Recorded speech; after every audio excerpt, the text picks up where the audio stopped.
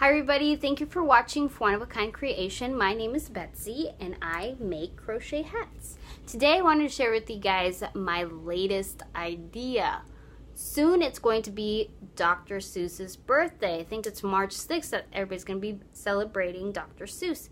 And a lot of people like to dress up for the occasion. I remember when we lived in Colorado, our local library would have like a Dr. Seuss birthday party and give out cake, and they'd read his books, and some people would go to the library dressed as one of his characters or as Cat in the Hat. And for Halloween, a lot of people like to dress up their kids as, especially if they have twins, as Thing 1 and Thing 2. Those are really popular characters from Dr. Seuss's books.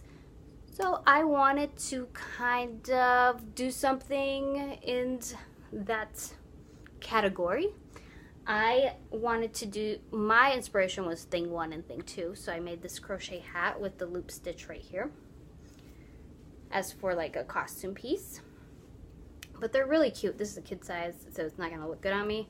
But I'm going to kind of stretch it out and put it on. So you guys can kind of get an idea of how it would look on a little kid. It looked pretty awesome, right? If they were Thing 1 or Thing 2, to have this as their costume hair.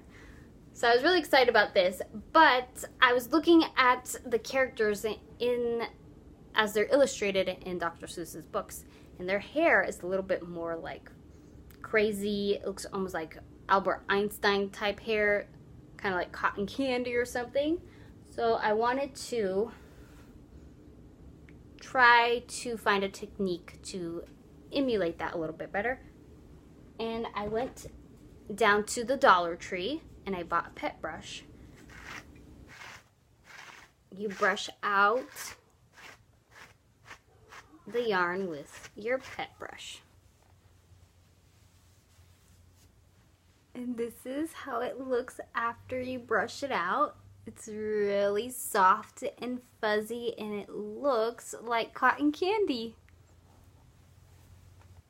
So this week was a really good week for me. I had a lot of creative ideas. I made them happen, and they came out pretty decent. I'm really excited about everything that I made this week. If you like this video and like to see more videos about me talking about my creative process, please give this video a thumbs up. And if you haven't yet subscribed, please do so. Until next time, bye.